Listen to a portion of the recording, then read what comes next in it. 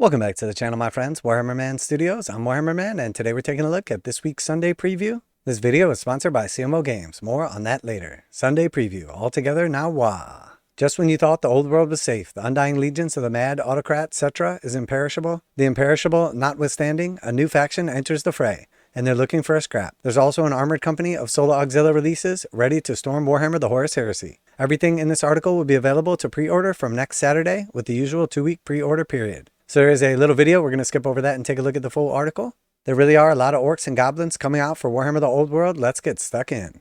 So Warhammer the Old World, we've got the Orcs and Goblins tribe Battalion. So this was shown off previously, and it does look like this is going to go ahead and launch. Get your wah going with this massive box of boys. You get 73 miniatures in all. That's 31 orc boys who can wield spears and shields, choppas and shields, or double choppas with a single command set. 40 goblins who can all be armed with short bows or spears and shields with enough pieces to build multiple command groups, and 2 orc boar chariots.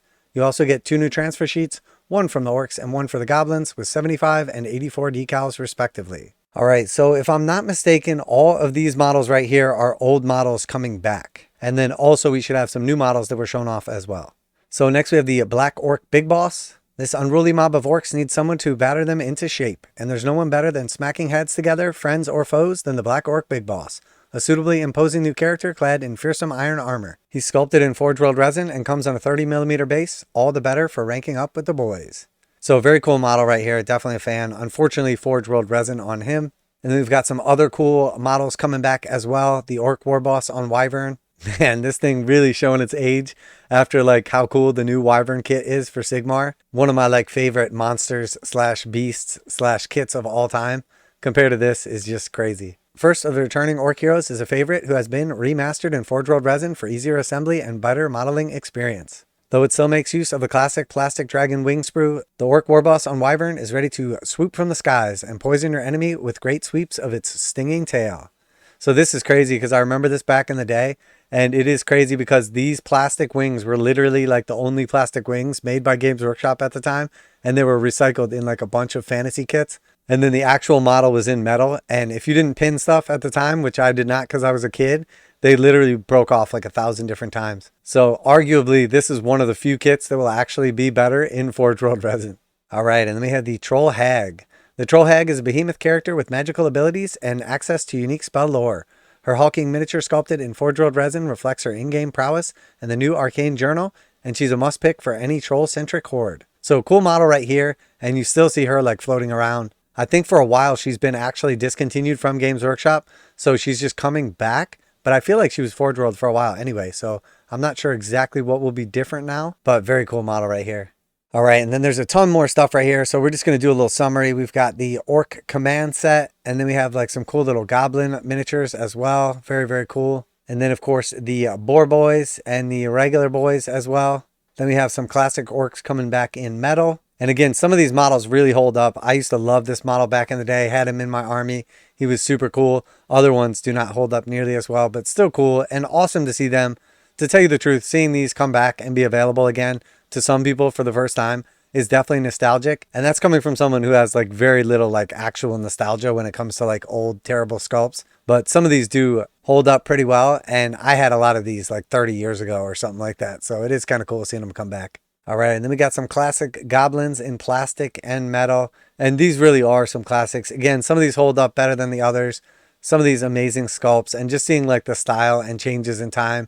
The old Wolf Riders compared to like the new ones that just came out this past year. I mean, there's just absolutely no comparison. And then the Goblin Wolf Chariot, very cool as well. And then a lot more classic Orcs and Goblins in metal, including like these Ogres were classics. I had this guy, a few of these back in the day. Just, they're definitely some cool models. And if you are nostalgic, if you did lose these or get rid of them or whatever over the years, I can understand how people would be after these again. The old like trolls. Snotlings, very cool. The Snotling, I would imagine, yeah, the pump wagon. Lots of like cool stuff right here. The catapult, the ballista, awesome stuff, and definitely a lot of stuff here. This was definitely a part of my collection, the Doom Diver catapult. Some of this stuff was definitely really cool, and it is awesome to see it coming back. And then we had the old giant and the bone grinder giant. Again, cool to see them coming back. And some of these things have been like out of production for literally decades, and the price tag on them was absolutely insane to try to get a hold of one. So seeing Games Workshop release some of these for the old world is actually like really cool. And for the people out there that are nostalgic, that now have an opportunity to pick these up for what could be considered a fair value, definitely very cool to see. And then right alongside those, the Arcane Journal for the Orcs and Goblins tribe. And then Orcs and Goblins tribe dice and cards. Some nice looking marbled dice right here with red pips. And then of course the cards to go along with them. And then moving on here into Horus Heresy, we have Campaigns in the Age of Darkness, the Battle for Beta Garmon. So this was previously talked about and kind of like alluded to, and now this is going to be coming up for pre-order next week. And then actually like pretty quickly compared to like how long Games Workshop waits on a lot of stuff, we're seeing the Solar Auxilia infantry sections. I'm not sure if this reflects on them like not selling particularly well or what, but typically we'll see Games Workshop wait like at least a few weeks, if not a few months, before releasing like the individual new models from like a box set. But they're not wasting any time on these. So we have 20 Solar Auxilia in the infantry section. And then we have the command from the box set as well. And then we have like the elite, like sort of stormtroopers. Very cool. Definitely a big fan of these models. I think they look great. And then we have the Solar Auxilia Malcador heavy tank. So this is the new Malcador coming out here.